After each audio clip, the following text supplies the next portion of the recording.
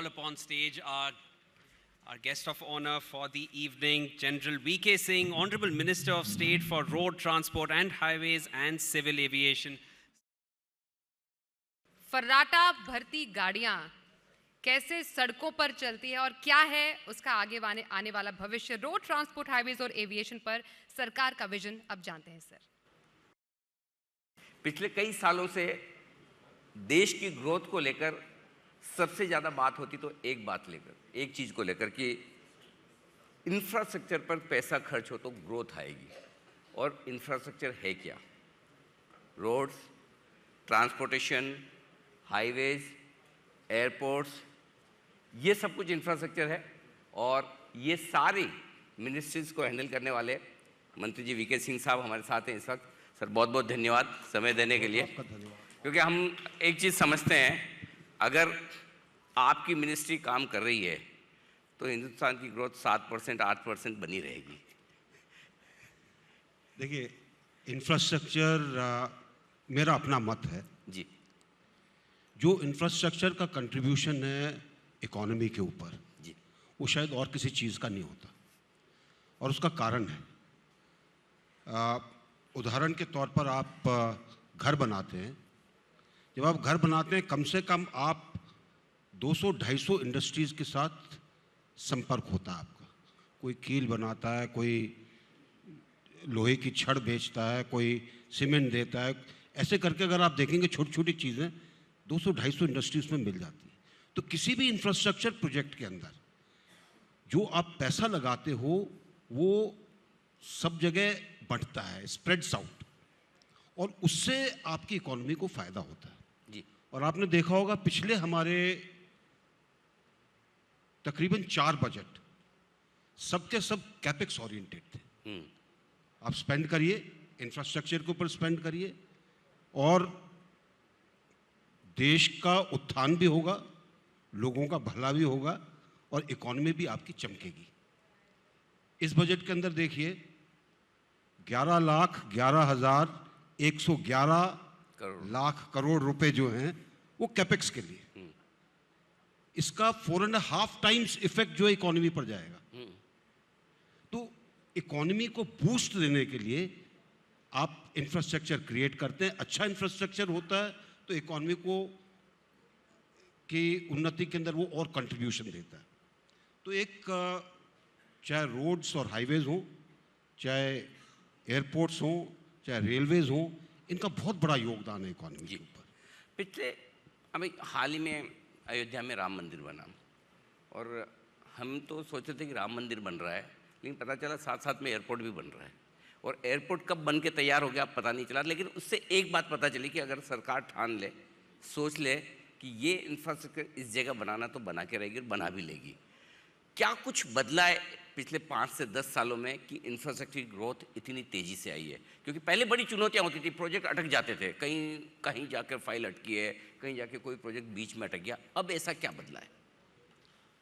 बहुत बड़ा बदलाव आया और सबसे बड़ा बदलाव आया कि आप 2014 के अंदर मोदी जी को लेकर आए, उनको प्राइम मिनिस्टर बनाया। सबसे बड़ा बदलाव था वो। मैं इसलिए कह रहा हूं कि उनकी जो सोच है वो बहुत दूर की सोच है। और मैं आपको एक मूल मुद्दे पर आने से पहले एक छोटा सा एक दृष्टांत देता हूं।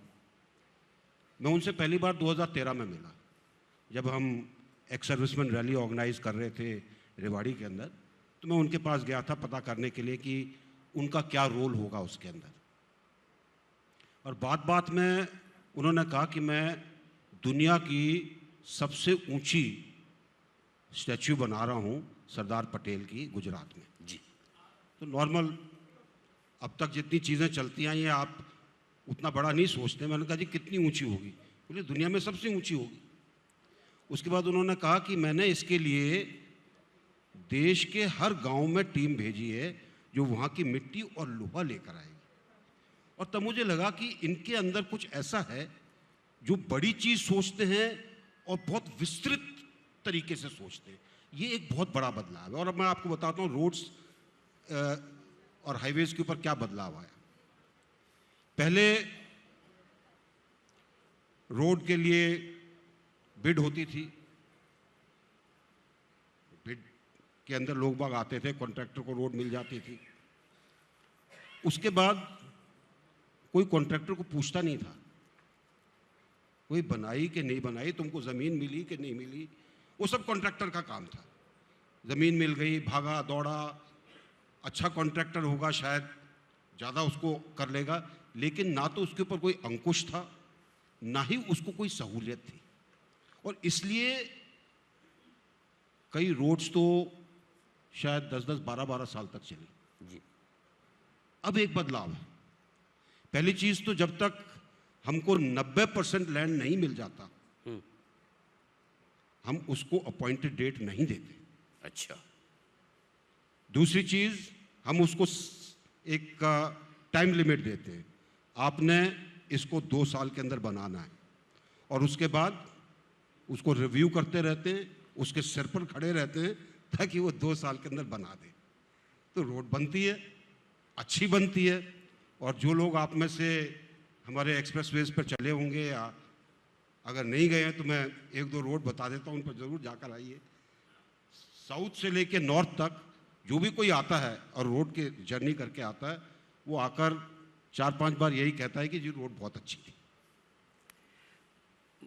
सिंह साहब, बदलाव की आपने बात की, एक आपकी इजाज़त तो एक पर्सनल सवाल पूछना चाहता हूँ।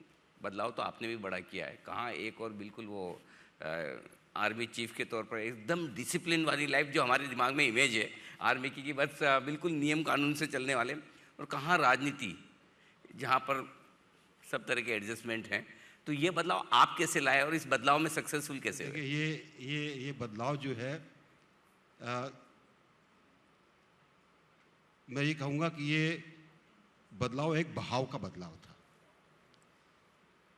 2012 में रिटायर हुआ तो उस समय मेरे सामने 2 विकल्प थे, 2 ऑप्शंस थे।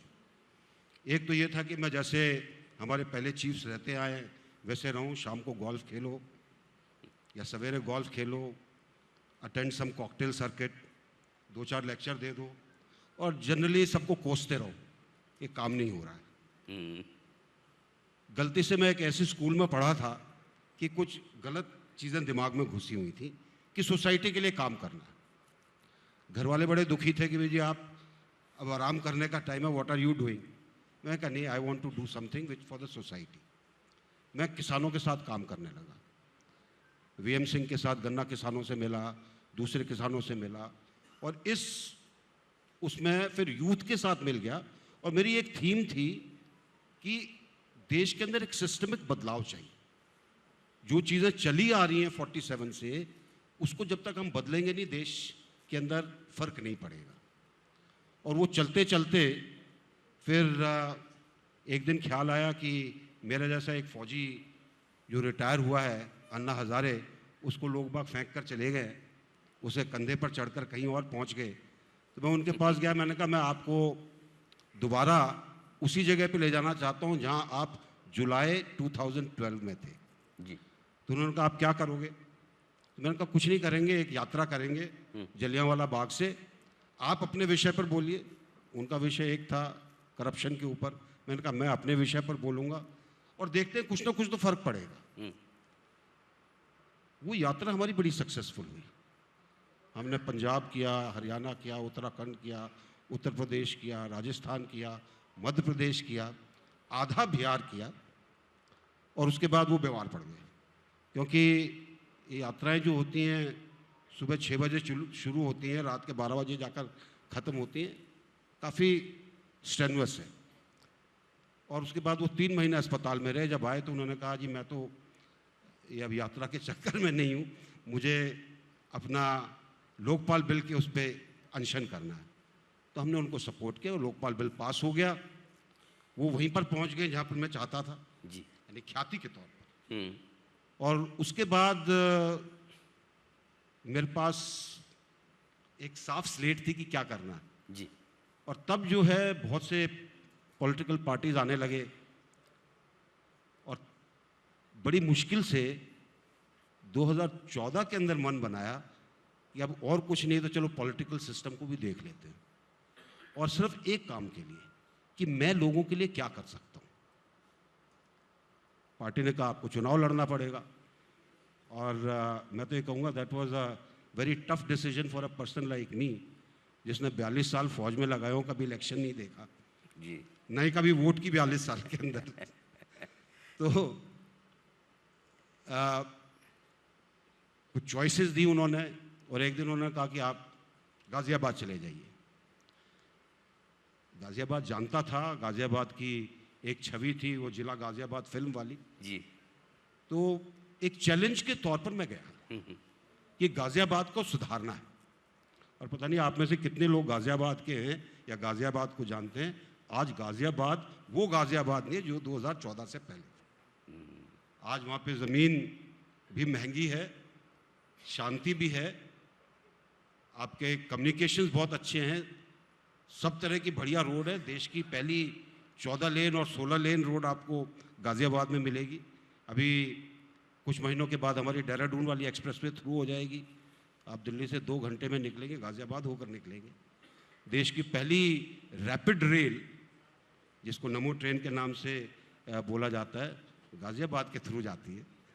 और यानी एक तरीके से एक बदलाव आया है, जी। इसीलिए आया था। तो मैं आपको इस बात के लिए कॉम्प्लीमेंट देना चाहता हूँ, बधाई देना चाहता हूँ, क्योंकि आमतौर पर क्या होता है कि हम हमारी पर्सनल प्रोफेशनल लाइफ जो भी है, बिजनेस लाइफ है, जीते हैं, एक उम्र तक काम करते हैं, उसके बाद कहते हैं अब सोसाइटी के लिए, समाज के लिए, देश के लिए कुछ करना है। या कुछ लोग पहले कर लेते हैं, बोले अब वो बहुत कर लिया, अब मैं रिटायर होऊंगा। लेकिन शायद जनरल सिंह साहब बहुत कम ऐसे एग्जाम्पल्स में से होंगे जो अपनी प्रोफेशनल लाइफ आर्मी चीफ के तौर पर भी आपने देश के लिए किया है और अब भी देश के लिए कर रहे हैं। तो एक बार जोरदार तालियां होनी चाहिए। And this is a different life. जी, this is a different life. Absolutely different life. It's got no semblance to the मतलब हाँ, मैं तो कभी कभी फुर्सत में आपके साथ बैठूंगा तो ये समझूंगा कि किस किस तरह के एडजस्टमेंट आपने बनाए होंगे, क्योंकि जनरली मैंने सुना है कि सिविलियंस और आर्मी वालों की लाइफ में दिन रात का अंतर होता है। एनीवे, अब कुछ मैं इंफ्रास्ट्रक्चर से रिलेटेड बातें आपसे करना चाहता हूँ, क्योंकि सिविल एविएशन मिनिस्ट्री भी आपके पास है। आजकल एयरपोर्ट रेलवे स्टेशन बन गए हैं और लोगों को लगता है कि किसी इकोनॉमी की ग्रोथ तब होती है जब किसी को लग्जरी समझा जाए, वो नेसेसिटी बन जाए।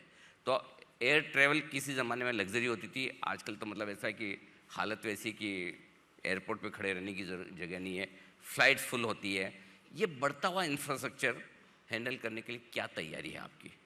देखिए, एयरपोर्ट्स का मैं ये कहूँगा कि इसमें एक बड़ा बदलाव आया जबकि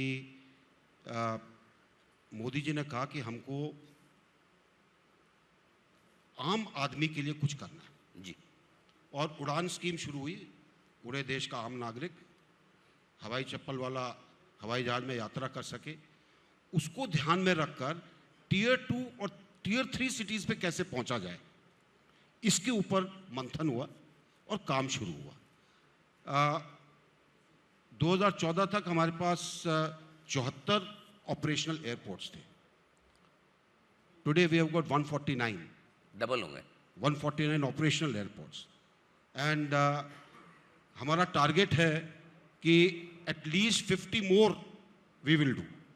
और उसका एम सिर्फ यही है कि हम टियर 2 और टियर 3 सिटीज़ को कनेक्ट करें ताकि एक अफोर्डेबल चीज़ बन जाए।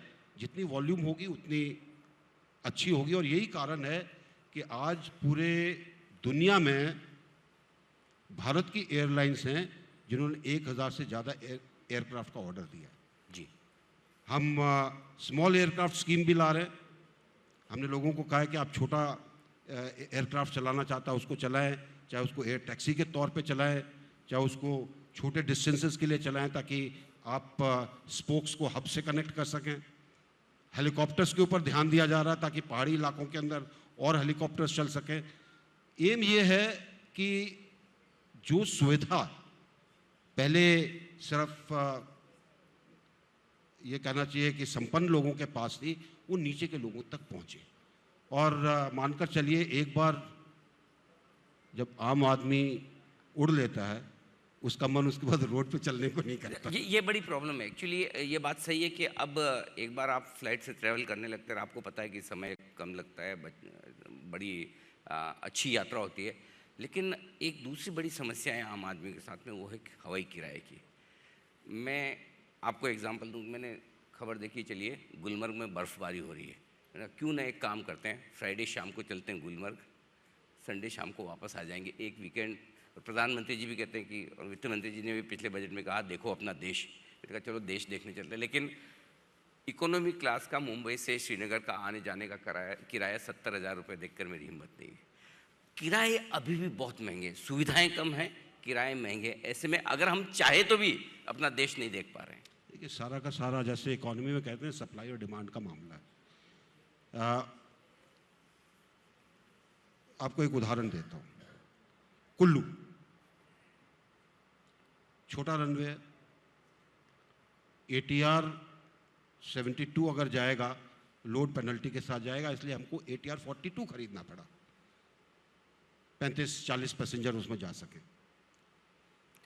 अगर आप एक ही फ्लाइट करोगे,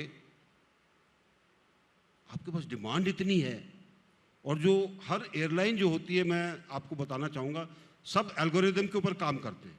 उनका जो कंप्यूटर है वो देखता है इतनी डिमांड आई, किराया बढ़ जाता अपने आप, उनको पता भी नहीं चलता, वो ऑटोमेटिकली एडवर्टाइजमेंट्स के अंदर उनका, और जो टिकटिंग ऑफिसेज हैं उतना किराया चार्ज करने लगते हैं। ये एक समस्या है, और हमारा सोच यही है हमारी, जब हमारे पास ज़्यादा एयरक्राफ्ट होंगे, जब छोटे एयरक्राफ्ट आ जाएंगे, कोई भी उसको चलाना, आप चलाना चाहे आप चला सकते हैं, हम तो वी वेलकम एवरीबडी।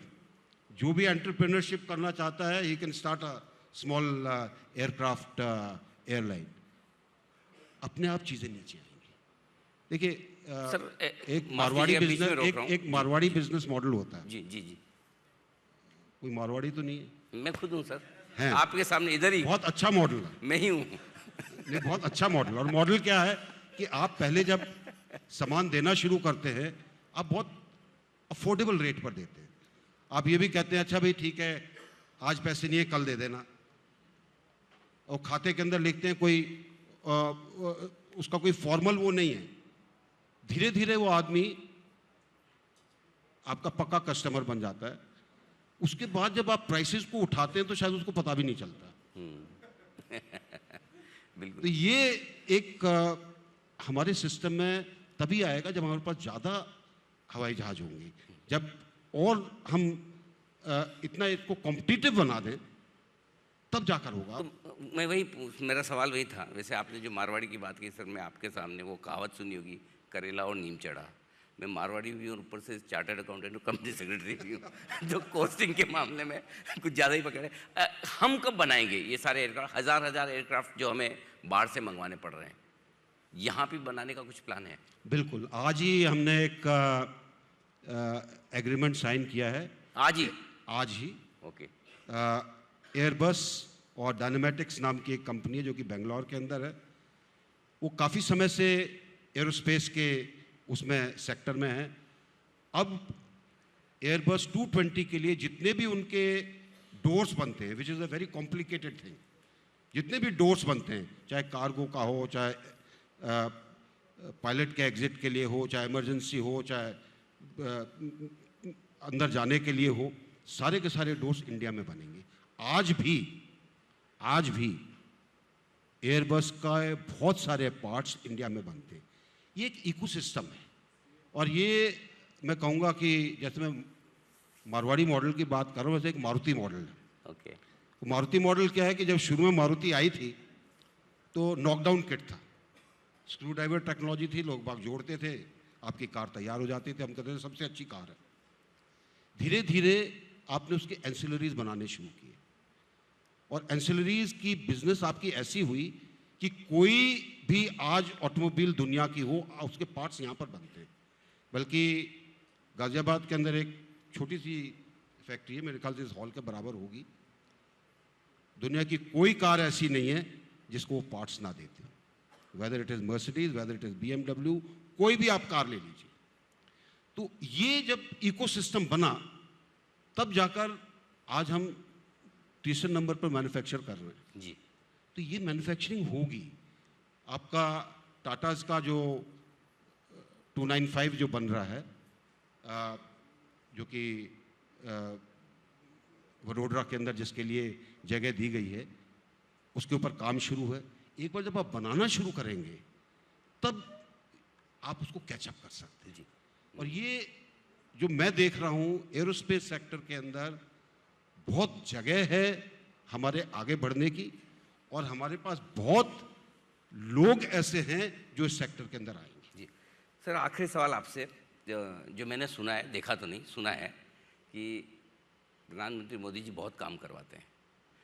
उनके साथ काम करना आर्मी चीफ रहने के बाद कितनी बड़ी चुनौती रही? और दूसरा, आप तो खैर मानती होंगे, देश में ज़्यादातर लोग मानते हैं कि मोदी 3.0 होने वाला है, तीसरी बार भी आपकी सरकार आ रही है और शायद आप फिर से यही मंत्री रहे, कुछ और हों, जो भी हो। अगले कार्यकाल के लिए आपने भविष्य का रोड मैप क्या तय किया? मेरे ख्याल से ये शायद सवाल पूछ ले, वरना मैं पहला जर्नलिस्ट होऊंगा कि अगले 5 साल आप क्या करेंगे? नहीं, मैं पहले तो ये बताऊंगा कि देखिए, जो खुद काम करता है वो दूसरों से एक्सपेक्ट करता है काम करना। कम से कम फौज में तो हमने यही सीखा था जी। तो हमें कोई नई चीज़ नहीं दिखाई देती। फौज के अंदर भी कभी संडे और सैटरडे की बात नहीं की हमने, अब भी नहीं करते हैं। तो लेकिन जो लोग शायद पहले ना करते हो काम, उनके लिए लगता है कि वो काम ज़्यादा है, क्योंकि शैली उनकी अलग है और हर एक चीज़ टाइम बाउंड है। और मेरा अपना मानना है कि जब तक चीज़ें टाइम बाउंड नहीं होंगी तब तक प्रोग्रेस नहीं होगा, और जब तक आप उसको सुपरवाइज नहीं करेंगे तब तक काम नहीं होगा। और मोदी जी की एक खासियत है, हर काम के ऊपर सुपरविजन।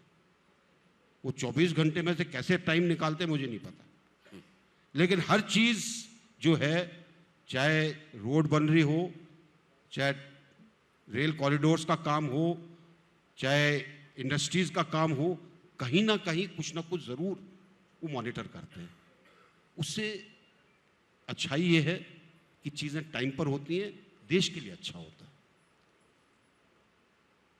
और मुझे लगता है कि जिस तरह का जो बजट रखा गया है, और ये इसको मैं कहूँगा कि ये एस्पिरेशनल बजट है। ये बजट जो है वो लोक लुभावन नहीं है, जो कि आमतौर पर लास्ट इलेक्शन से पहले होता है कि जी ये भी दे दो, ये भी दे दो, ये भी, वो नहीं है। इस बजट के अंदर आगे आने वाले कल की जो चीज़ करनी है उसको देखकर बनाया गया है, और इसलिए आगे आने वाले समय में काम और होगा, देश और मजबूत होगा, देश का और विकास होगा।